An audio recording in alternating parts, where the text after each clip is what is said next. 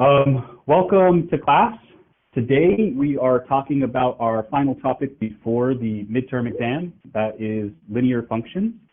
And you'll notice that I've included a little tag up there that says review. And the reason why I've included a tag that says review is that there are many learning objectives for today, but we've essentially already covered them all. So today will essentially be a day of reviewing things about linear functions and what you should know, and things like slope and parallel and perpendicular. And so we'll go back and review some of those various topics that you'll need for the upcoming midterm exam. And then we'll do a couple of examples of questions that you might see on Infinity related to this topic. And the idea now is that we're going to take the section on linear equations and sort of merge it with this chapter on functions. And now we're thinking about what are called linear functions. Okay, so what are yeah, Eric, there's a video posted, so check out the video, and I'll send an announcement. Okay, so here's our learning objectives for this section 4.1. And the learning objectives, like I said, are things that we've already done. So we're going to talk about how to represent linear functions. We're going to talk about when a linear function, a line, is increasing, decreasing, or constant. It's really just related to the slope of the line. But we'll sort of put that in the context of functions like we've been talking about. We'll talk about how to interpret slope as a rate of change, okay? So previously we've just been sort of thinking about slope as rise over the run, and now in the context of functions, we can look at average rate of change and think about the slope as being an average rate of change for a linear function. I'll remind you of how to graph lines. It's just going to be sort of a reminder of the stuff we know about, the y-intercept and the slope as being the rise over the run and that sort of thing. So that's all just a reminder of that sort of business. And then we'll go back and look at something that it's been a while since we've talked about. How are two lines parallel and how are they perpendicular? And we had a nice video where we talked about the details of that. I'm not going to go through the derivation again, but I will talk about how to use the equations and how to determine that. And then sort of the hardest thing that we'll probably see today and on the Infinity homework assignment is the following sort of thing. Write the equation of a line that's parallel or perpendicular to a given line, okay? So somebody will give you a line and they'll say, find the equation of a line that's perpendicular to that one, but passing through some, random point that they make up. And that's the sort of thing that may end up showing up on the exam. So we'll talk about all of these sort of things. And then the last thing that we'll talk about today in some detail are some applications, right? So representing a linear function and the type of sort of word problems that you might end up seeing on the midterm as well. Okay, so here is a merging of our section on linear equations and our section on functions. So we're not going to be using the term linear function. The term linear function just means any function whose graph is a line. And it turns out that these functions all have the same sort of mechanism, right? So that black box that I was telling you about before, they all have the same sort of formula. And that's the formula that we're used to. If you give me an input x, then the output is just x times the slope, and then you add on what's called the y-intercept, the b. And what we're doing here is just replacing the y with f of x, because we're thinking about it now as a function, right? For every input x you give me, there's an output y. This is called the slope-intercept form, because the m is the slope and the b is what's called the y-intercept. In this case, it intersects the y-axis at the point 0b. And you can think about the b as being the value of the function when you plug in x equals 0 as well. Okay? And we're going to think in a moment about what we mean by the slope. That m slope is going to tell us when the function is increasing and decreasing. But this is what we mean by a linear function. And again, we're just sort of combining two things that we've already seen, lines and functions. This is what we mean by a linear function. Okay, and so just to compare and contrast this to other sort of things, we've also talked about the point-slope form, which is going to be important for you on the upcoming midterm exam, so make sure you know this formula. But this one is a little bit different because it doesn't lend itself well to function notation. Because in a function, you want y to be on one side of the equation by itself. And here you have a y minus y1. So you're really not thinking about it in point-slope form as a function. You'd have to move that y1 to the other side and replace the y with f of x. But nonetheless, this is what we call the point slope formula. And if you give me a point x1, y1 and a slope m, you can then just write down the equation of a line that has those two properties. So that's just a reminder of this point slope form. And if you divide both sides by x minus x1, you actually get the formula for slope, right? What was the formula for slope? Well, the slope was m is equal to y2 minus y1 over x2 minus x1, where x1, y1 is some point on the line, and x2, y2 is another point on the line. You give me 2 points on the line, and you can compute the slope. It's just the change in the y values divided by the change in the x values. And we denoted it by this, delta y, delta x, and that just meant the change in y over the change in x. And here they're specifically calling it the output. So they're saying the change in the output of the function divided by the change in the input. And graphically, it's the rise over the run. So over here in this picture, this blue line here is the rise, and it's given by y2 minus y1. So that's what that blue piece is. And then this little red line here is the run, and that's given by x2 minus x1. And so the rise over the run, which is what we were calling the slope, is just the ratio of those two things. And what you can see is that, for example, if the slope is positive, then when you go to the right, you're going to have to go up, right? Because if the run is positive and m is positive, then the rise has to be positive. So if your slope is positive, you'll be going up, okay? If your slope were in negative instead, when you go to the right and you do a positive run, then the rise would have to be correspondingly negative, and you'd have to go down with your graph. So when the slope is negative, the line will be going down as we go to the right. And we're thinking about that as a decrease, right? So we think about the x as going from left to right, so increasing from left to right. And so as we go down like that, we talk about a decrease. And when we go up, we say that the function is increasing. And there's one other possibility. The function could just be horizontal. It's not changing at all. And in that case, we would call it a constant function. Okay, so to summarize that, let me just put this picture, or let me mention this piece down here first before we put the picture up. So what do we mean by increasing and decreasing? Well, when the slope is positive, that's what this inequality means, the function is going up, it's increasing. When the slope is negative, that's what that inequality means, the function is decreasing, it's going down. And when the slope is 0, the function is constant. It doesn't change at all. And that makes sense because if I get rid of this, or if I take this m and turn it into a 0, this disappears, right? M times x would then be 0, and it would just be f of x is always equal to b. It's always an output of b, and so you just have a horizontal line that passes through the y-axis right at b. Okay, and then just you know, thinking about this graphically again, the m is the slope, the y is the y-intercept. So that's what we're saying here again. And we want to think about the slope here as actually being the rate of change, okay? So the rate of change here is the change in the output divided by the change in the input. And it's the same thing we would have got if we computed the average rate of change for this function up here. So if we compute the average rate of change between 2 points for a linear function, we're always going to end up with the slope.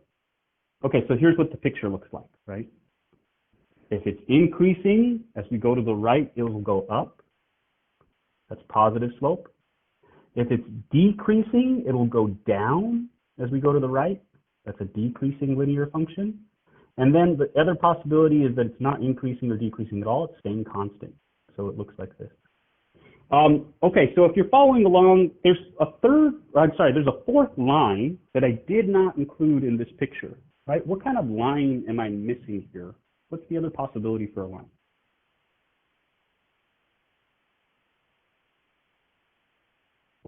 And you can put your answer just in the chat. So Victoria says an undefined line. Okay, Isaiah says undefined. Alan says vertical. So you guys are talking about the slope. The slope of a vertical line is what's called undefined.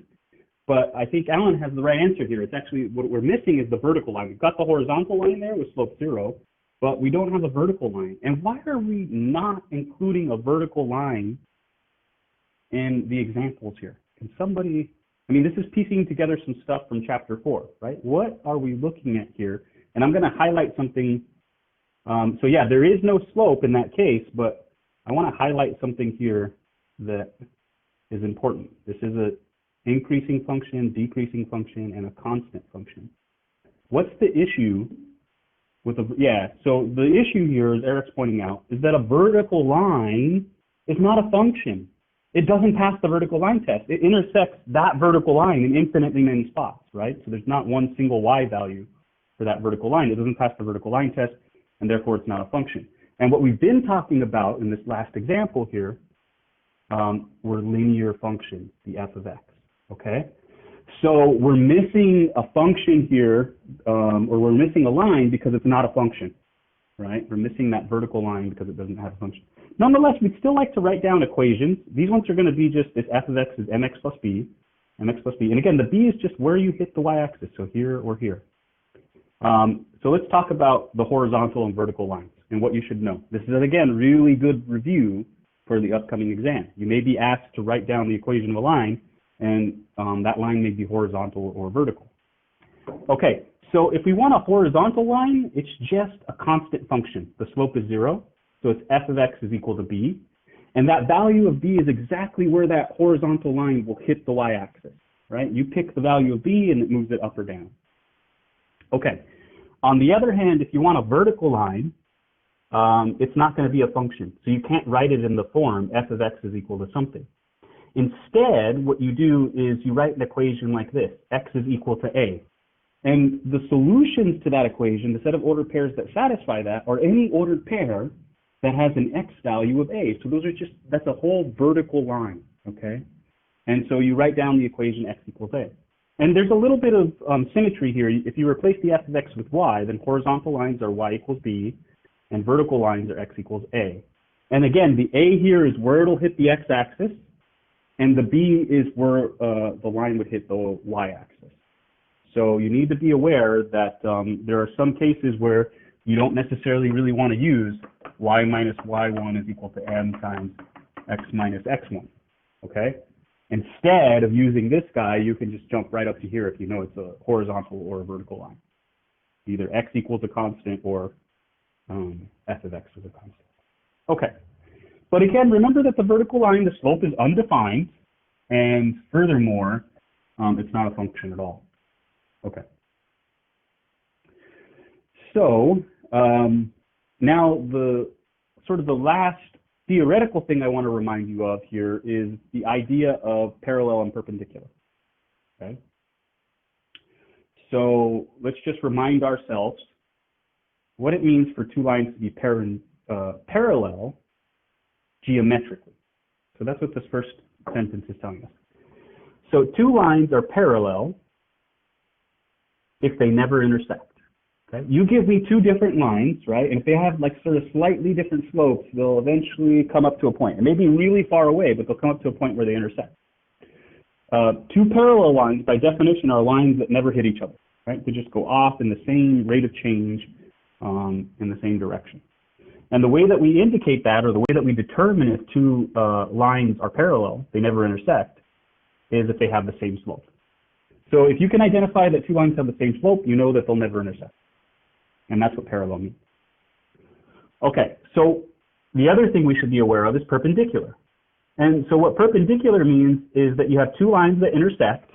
Let me draw you a picture here. So I have one line like this, and we have a second line that intersects it, but the intersection that you're going to see is a right angle, a 90-degree angle, right? So that's what that looks like, and that's what it means for two lines to be perpendicular. In fact, they do intersect, and they form a right angle. And the way that you check to see, and we had a nice video where we went through the details of this, so if you're confused by why this is the case, I would say go back to that video on linear equations and see the explanation there. But the way you check is you take one slope, and you compute -1 over that slope, and you check to see if it's equal to the slope of the other function. And so if one function is the negative reciprocal, that's another way of saying this, the negative sign out in the front is a negative, and 1 over m is the reciprocal. then the negative reciprocal here is equal to the original function. And Isaiah is pointing out a really cool fact here. If I were to go through and solve that equation for, say, M2, right? Maybe I can do that really quickly. So the way I have it written right now is that M1 is equal to -1 over, I'm sorry, I had it written as M2 is equal to -1 over M1. But if you actually go through this and solve for M1, you multiply both sides by M1, so you get M2 times M1 is equal to -1. And then I can divide by the M2, and I get M1 is equal to -1 over M2. And if we just forget about this equation just for a moment, then you'll notice that the only difference between these two is that the M1 and the M2 have been swapped. And the equations are the same, right? They mean exactly the same thing. So yeah, Isaiah is exactly right here. You can swap the M1 and the M2, and all you have to do is verify that one slope is the negative reciprocal of the other. Okay, but again, if you're looking for the details of why, there's a nice sort of geometric argument that we did with rotations and stuff like that back in that video. So I would say go check that out. Let's focus on a question that combines sort of what we're talking about. We're in the context of functions, linear functions, and we'd like to think a little bit about parallel and perpendicular. So here's a good example. We've got 4 functions, f, h, g, and j, and it's sort of, for a lot of students, it might be a little overwhelming to see so many letters here, right?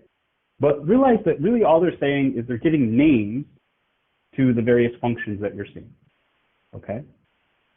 So these are all linear functions. Take a moment to notice that they're of the form mx plus b for some constant m and some constant b. And what we'd like to do is identify a pair of parallel lines and a pair of perpendicular lines. So 2 of these are perpendicular and 2 of them are parallel. Let's start with f of x. And again, here is our formula for f of x. Let me ask you what the y-intercept is for this function, f of x. What do we get for the y-intercept?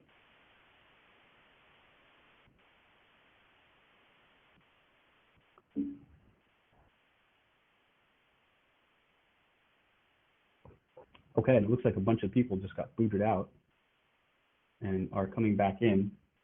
Maybe we should wait a second here. Is everybody back in the room? It looks like a lot of you got booted out for a second. Okay. Did anybody miss anything? Anybody we need to go back? Give me a thumbs up if you're like okay with where we're at right now, and then we'll go. So we're working on this question here, and we're just trying to figure out a pair of parallel lines and a pair of perpendicular lines.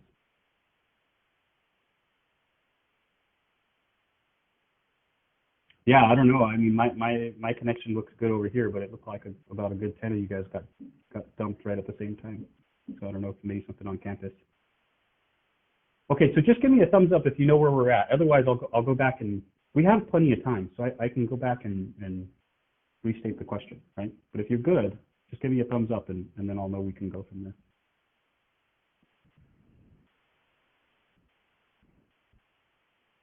Okay, so maybe I need to go back and talk about it one more time. Okay, Isha says she's okay. Yeah, I'll go back and repeat it just so everybody can see. Let me go back and erase some of these. So here we were, and we just talked about the idea of parallel and perpendicular, and now we were coming back to this question here. So here we were talking about 4 functions. Yeah, okay, so good. Okay, Isaiah's sort of looking along with the question now. So we have 4 functions, f, h, g, and j. And I was just mentioning to people first off that, I mean, it can feel sort of overwhelming when you see this question with so many letters floating around. But really, it's just 4 different lines, right? And they're giving names to each of the different functions that are floating around. So don't get overwhelmed with the number of letters sort of floating here. They're all lines. And what we're after is determining there's a pair of lines here that are parallel, and there's a pair of lines that are perpendicular to one another. And we want to identify which pairs are perpendicular and which pairs are parallel, okay? And what I started out with was just saying, let's look at this function f of x, and here it's of this form 2x plus 3. And in the chat, I was asking people to identify the y-intercept. So if you see what the y-intercept of f is, throw it in the chat, and then we'll go from there. Okay, so everybody can see that the b value is 3 here. And my point is just that you don't really need the 3, right? When you're thinking about parallel and perpendicular, what you want to do is look at the slope. So what's the slope of this line?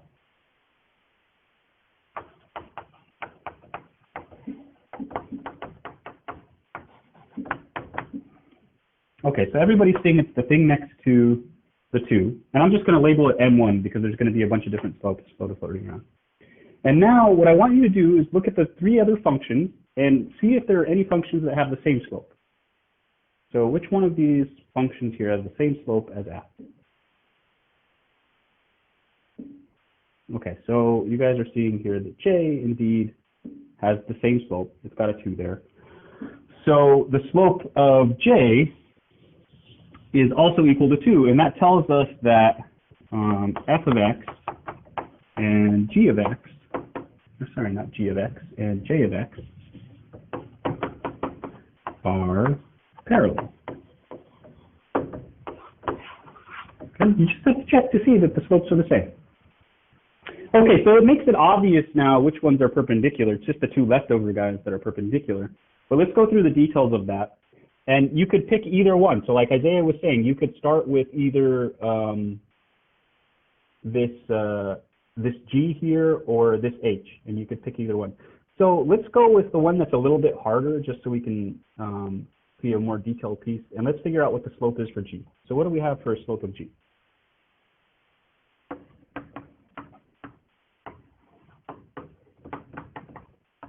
And I'm going to call this one M1. What do we get for that slope? Professor? Yeah, what's up? There's some connections issues. Oh, never mind. The video cut out for a little bit. Oh, sorry guys. I'll post a video from my other class earlier, so there was no sort of connection issues. And if you miss a piece or something, I think you can come back and watch the last 20 minutes or so of the class. But can you see the video here? And are you? I guess I'll just ask for another thumbs up really quickly if anybody is having connection issues. And if you're not, give me a thumbs up and we'll keep going from there. Okay, so I think there's enough people, and I'll just go ahead and post the recording. So if you guys do miss something, I'll just ask you to come back. And I really apologize, but I'm not sure what's the connect. Like my end looks pretty good. It just looks like people are dropping off like all left and right. Okay, so what is that slope of g of x? What do we get for g of x?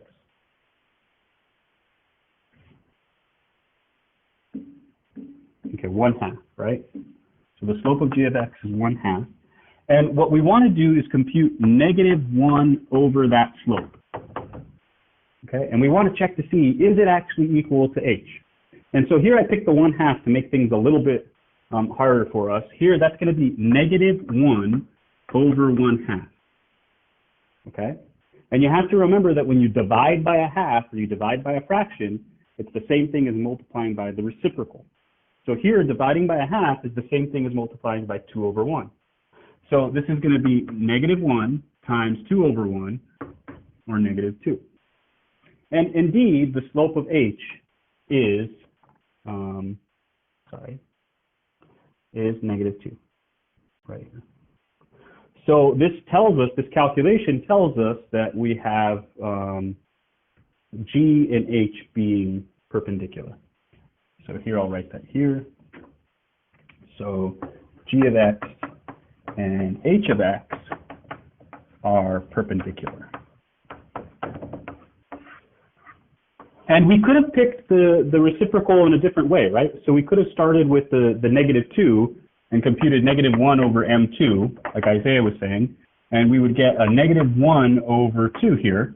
And indeed, that's actually equal to, that's like a faster way of doing it, right? So depending on what you choose as the reciprocal part, it may make your life a little bit easier in that case.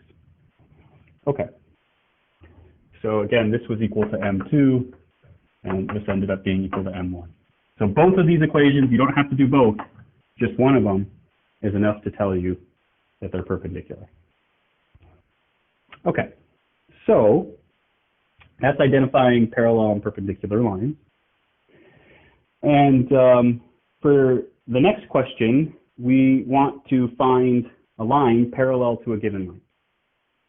Okay, so here, somebody's going to give us a line, and they're going to ask us to write down the equation of a line that has the property that it's parallel to the given one and passes through this point 3, 0. And again, this is really good review for the upcoming exam because we did this back in the section on linear equations as well. So we'll get some good examples. Okay, and Isaiah's really jumping through on this one pretty quickly here, but be a bit careful there. That 3 is not the y-intercept, okay? So remember, the y-intercept would have an x value of 0. So be a bit careful here, right? You have to be it's a little bit tricky. Okay, let me just draw a picture so we can get a sense of maybe what's happening and what we're after graphically, and then we'll go through. I mean, you don't have to actually draw the picture or anything like that, but sometimes it's better to just maybe understand what's going on. So here we've got a function who has a y-intercept of 6. So here's, say, 1, 2, 3, 4, 5, 6. So here's 6. And then it has a slope of 3. Okay, so if we go over 1, we've got to go up 3. 1, 2, 3. So we'd be at this point. And so here's our line, which is f of x is equal to 3x plus 3. Okay, so here's that line. And what they're asking us to do here is to find a line that's parallel to this, but passes through the point x equals 3, y is equal to 0. So here's 1, 2, 3. This is the point now, x equals 3, y equals 0. And what we want is a line here. We want the equation of a line that is parallel to this one, never intersects it, and passes through that point, right? So we're after the equation for this line. And the best way to do this is to look at y minus y1 is equal to m times x minus x1. And as a reminder, this is the point slope form.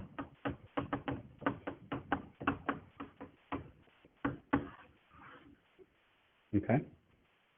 And here we can sort of just figure out what's the value of m, what's the value of x1, and what's the value of y1. Okay, so in the chat, tell me the value of m.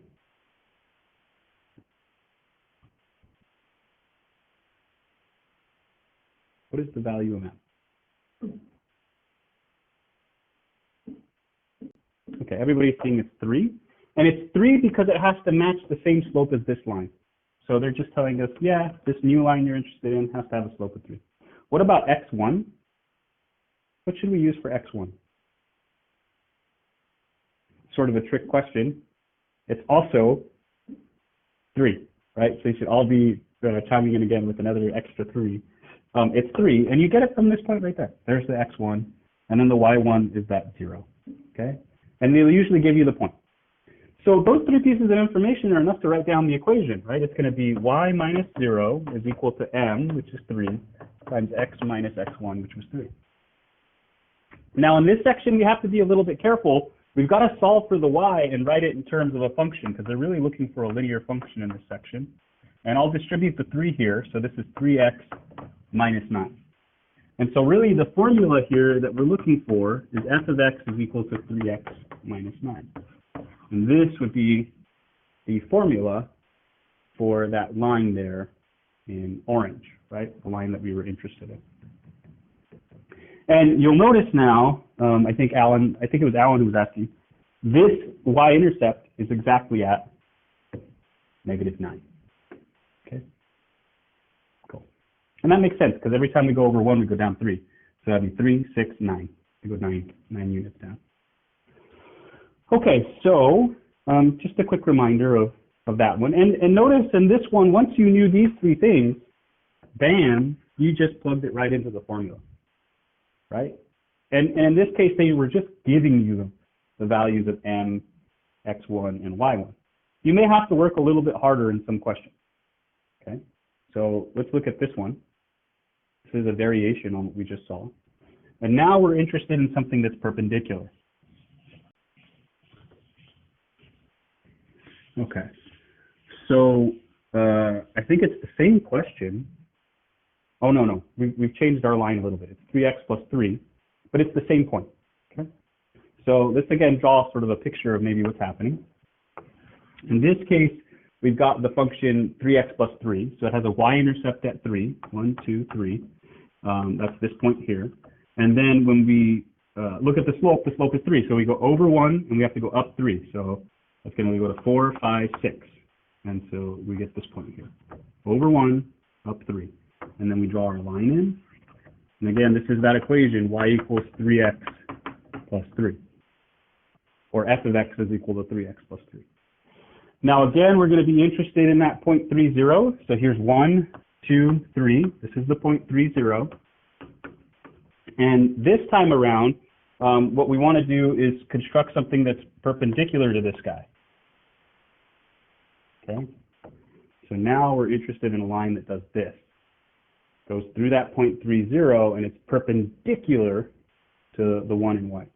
And be careful about using this graph. I mean, you'll notice these are just sketches here. We can't use this graph to pick off what's exactly over here. Instead, what we want to do is think about what the value of the slope is for this one in orange. And then we want to look at x1 and y1. But notice it's the same point. So the x1 is just 3 and the y1 is just 0. It's the same setup that we had previously. Okay.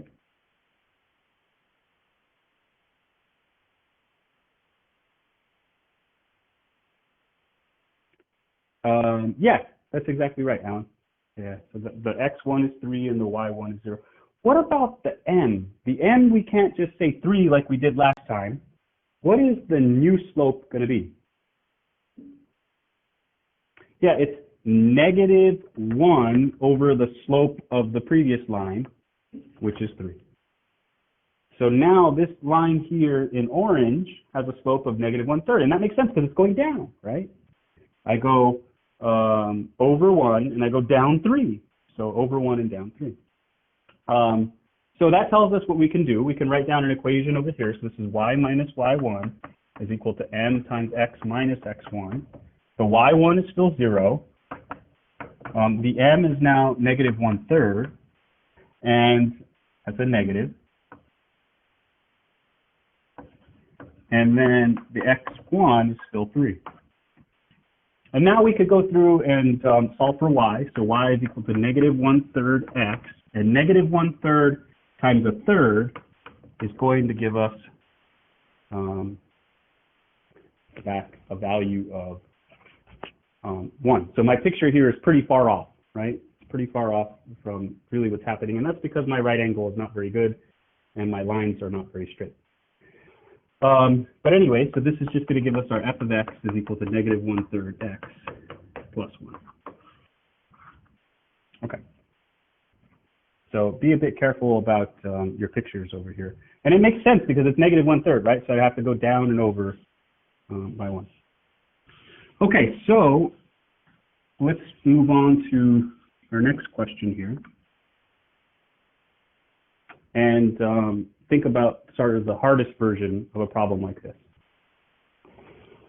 Okay, so in the hardest version of these types of problems, you'll have to first find the equation of the given line. So here they're telling us there is a line that's passing through -2,6 and through the point 4,5. And then they're saying, let's find something that's perpendicular to this and passes through that same point 4,5. So again, let's draw the picture so we know what we're after here again. We're starting with this point -2, 6. So here's -1, -2, and then 1, 2, 3, 4, 5, 6. And we're at -2, 6, right? So that's this point right here. And the second point that we have is the point 4, 5. So x is 1, 2, 3, 4, and then we go up 5 units. 1, 2, 3, 4, 5. And so we get over to this point right here. And at this point, if we've graphed it, we could probably now just read off what the slope is, right? Because if we just think about it for a moment, we went down from 6 to 5, right? So we went down from 6 to 5, so that's down 1. And then we went over from -2 to 4, so that's over 1, 2, 3, 4, 5, 6. right? So we should expect the slope here to be negative 1/6. But let's go ahead and do this sort of without the graph as well, because we could have just said m was equal to y2 minus y1 over x2 minus x1. Okay? And we're just going to pick our ordered pairs here. Again, this is 4, 5, and this one here is negative 2, 6. And I'm just going to compute the difference in the y value. So I'll use this for my x2 and my y2. So this is going to be y2, that's the 5, and the x2 is the 4. And then over here, this is my y1 and my x1. So I'm going to subtract off 6, and that means 5 minus 6, that's the negative 1. That's going down. And then on the bottom, I've got 4 minus the negative 2. And 4 minus negative 2 is 6, and that's that distance that we travel along the bottom. So that is really the rise over the run, and so we do indeed get negative 1/6 for the slope of this line. Now, this is not the line that we're actually interested in the question, right? So the question here is asking us, let's find a perpendicular line to this that passes through this 0.45. So here, we want a line that's perpendicular to this guy and passes through that 0.45. Okay? So what's the slope of this line?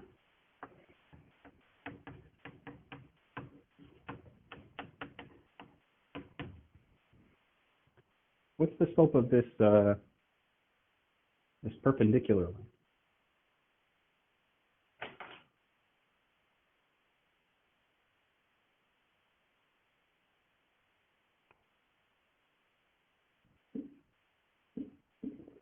Yeah, it should be the negative reciprocal, right? So you take a negative 1 over negative 1/6. Okay, so that's the negative reciprocal. And then, so negative times a negative is a positive.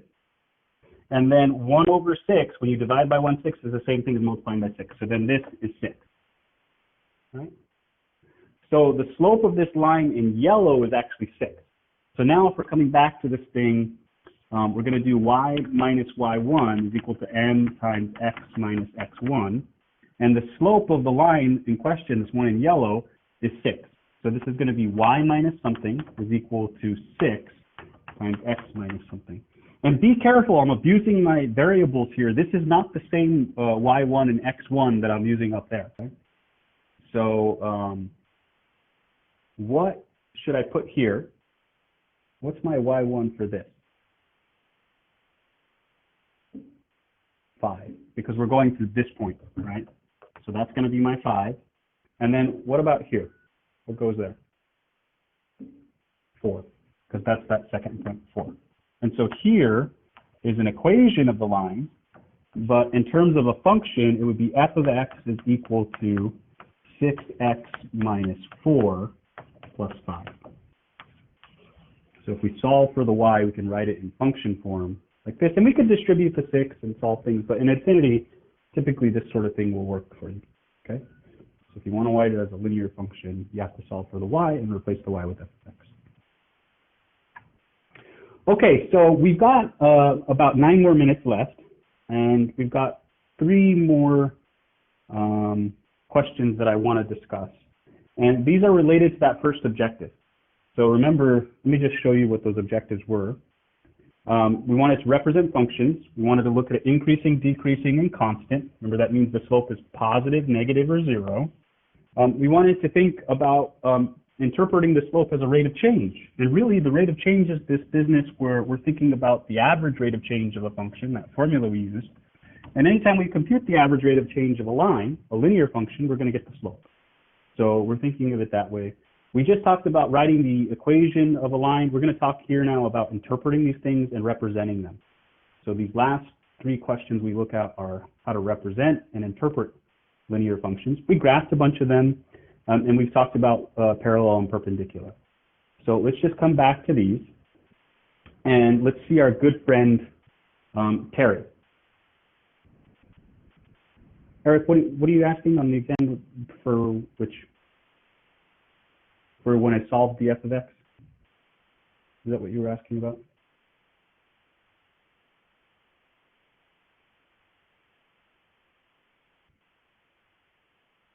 Sorry, I missed your question there.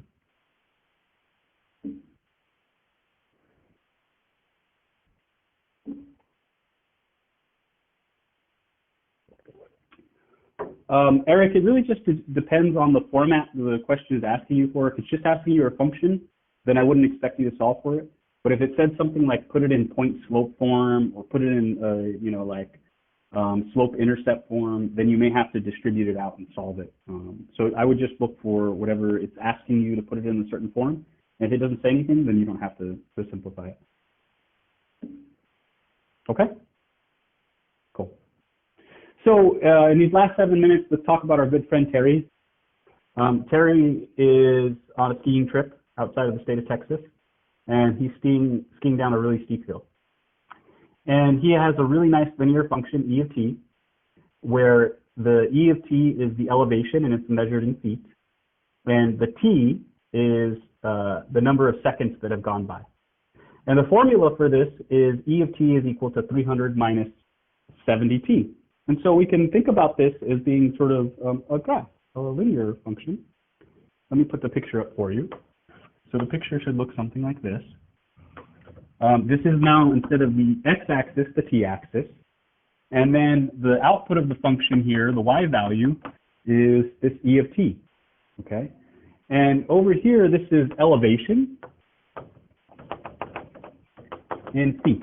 So this is how high above sea level he is on this ski trip, right? So he's on a mountain and he's skiing down. And so we should expect it to be decreasing, right?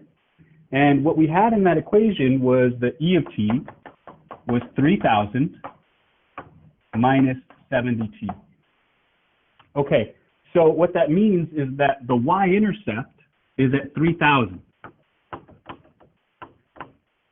Okay, and the negative 70 means that the slope is going down. So it looks something like this. And what the question is asking us to do here is to describe what's going on. What's his starting elevation? So let me just remind you here. It says, what's his starting elevation? His starting elevation is what happens when t is equal to 0. And when t is equal to 0, you're exactly at the y-intercept. Okay? So back here, Terry starts at 3,000 feet. So when he's starting off at the top of this mountain where he's skiing, he's starting off at 3,000 feet above the top of the mountain. So now let's think about the slope here. The slope is negative 70. And I want to tell you a little bit about the units of the slope, right? Because as a reminder here, this is the rise over the run, okay? So let's think about the units of the rise, okay? So here, the rise would be the change in the y value, and the change in the y value is being measured in feet. So the rise here is in feet, okay? And the run is the t-axis, right? So the change in the run here is being measured in seconds. That was in the statement of the problem, right? T is measured in seconds here. So whatever this number is, the change in the t-axis, right, the change in the x-axis here, is going to be measured in seconds. And so this negative 70 is really a rate of change. It's feet per second, right, and it's negative. So Terry here is traveling at a speed of negative 70 feet per second. So what that means is he's coming down the mountain, and every single second that passes, he drops 70 feet, right? Another second passes, and he drops another 70 feet, and so on and so on and so forth, okay? So here we're really seeing this average rate of change business in terms of the slope, right? And we're seeing the units of the slope are the units of the y-axis divided by the units of the x-axis. Okay, so just coming back to that, says write out this question, write out what's going on in terms of a sentence. So the elevation is decreasing, and the rate at which it's decreasing is negative 70 feet every second. Okay, in the second one, we've got our friend Jessica, and she's walking home from a friend's house, okay? And after 2 minutes, she's still 1.4 miles from home. And then after 12 minutes has passed, she's now a little bit closer to home. She's 0.9 miles home. And the question here is, how fast is she going? And I want to show you again that really what we're looking at is a line. And the speed that she's traveling, the rate of change, is the slope of that line. Okay, so just coming back, we have another picture here. Yeah, that's right as well. Descend would be the negative. Yeah. Okay, so here we've got first the t-axis is now being measured in minutes. Okay, and after 1-2 minutes, the distance from home she is 1.4 miles. So let's say here's 1 mile, here's 2 miles. 1.4 is like right here. It's almost halfway between 1 and 2. So that's where she's at. This is now distance from home. Okay, after 2 minutes, she's 1.4 miles, and this is going to be measured in miles. Okay, this one's going to be measured in minutes, and this is how long she's been traveling. And then it says after 12 minutes, so here's 3, 4, 5, 6, 7, 8, 9, 10, 11, 12. After 12 minutes, she's now at a distance of 0.9 miles from home. So that's slightly below 1. So that would be this point here. And you can connect the line between these two. And here you have a graph, okay? And let's think for a moment about the slope of this line. So m is equal to the slope, and that's the rise over the run. And the units here, the rise is going to be in miles, and the run, that distance down here, is going to be in minutes. So whatever our answer here is, it's going to be miles per minute. It's going to be the speed at which she's moving. And we can see this as being the change in distance, right? So the change in distance here, we're going to get 0.9 minus the 1.4. That's how far she traveled, right? She got closer to her house by negative 0.5 miles. And the amount of time that it took was 12 minus 2, or 10 minutes. Okay, so this is just the rate of change, the distance divided by the total amount of time. And again, this is going to be 0.5 miles, and on the bottom, that's 10 minutes. So this is going to be 0.05 miles per minute. Be a bit careful. The questions here can be a bit tricky in Affinity. This question's asking you for miles per hour, so you'd have to now convert that answer over to miles per hour from miles per minute. But be careful, and we're over time, so I'll let you read 3. If you have questions about it, come to the review on Monday or Wednesday, and we can talk more about question number 3. Thank you guys for being here, and if you have questions, I'll be around for the next 5 minutes or so.